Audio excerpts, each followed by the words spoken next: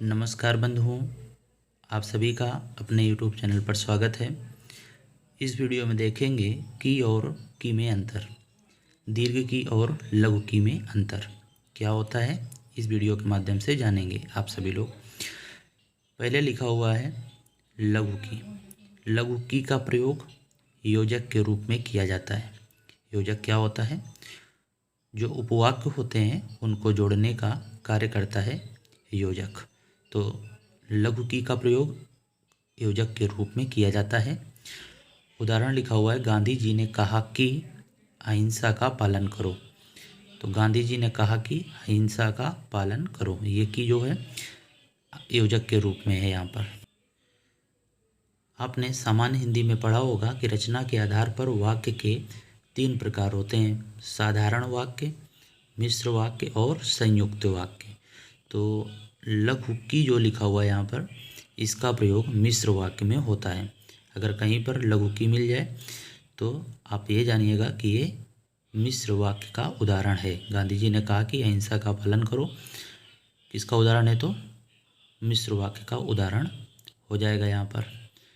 जैसे दूसरा उदाहरण आपको बता दें, मालिक ने कहा कि कल छुट्टी रहेगी। जो ये की है अव्यय शब्द होता है, योजक के रूप में कार्य करता है कि मालिक ने कहा कि कल छुट्टी रहेगी। तो मालिक ने कहा, उपवाक्य कल छुट्टी रहेगी, उपवाक्य है, दोनों उपवाक्यों को जोड़ने का कार्य लघु की कर रहा है, यानी योजक के रूप में।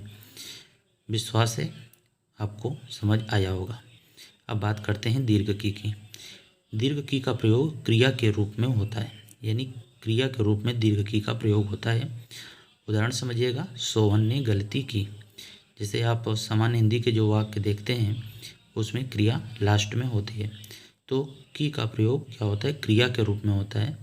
हाँ, ये जरूरी नहीं कि जो की लिखा हुआ है लास्ट में ही प्रयोग हो, लेकिन सामान्यतया की का प्रयोग लास्ट में ही होता है। जैसे राम ने मोहन की सहायता की। अब यहाँ पर राम ने मोहन की सहायता की, देखिए 2 बार की आया, और दोनों बार कौन सा किया आएगा? तो आप कहेंगे कि दीर्घ की आएगा। तो लास्ट में लेकिन किया आया, तो उस भावार्थ को समझना होगा कि का प्रयोग क्रिया के रूप में होता है। अब राम ने मोहन की सहायता की, तो अब आप यहाँ पर राम ने मोहन की, तो लघु की नहीं कर सकते वहाँ पर, ठीक है? तो दीर्घ की ही रहेगा दोनों जगह, राम ने मोहन की सहायता की। इस तरह से ये की और की में अंतर है। धन्यवाद।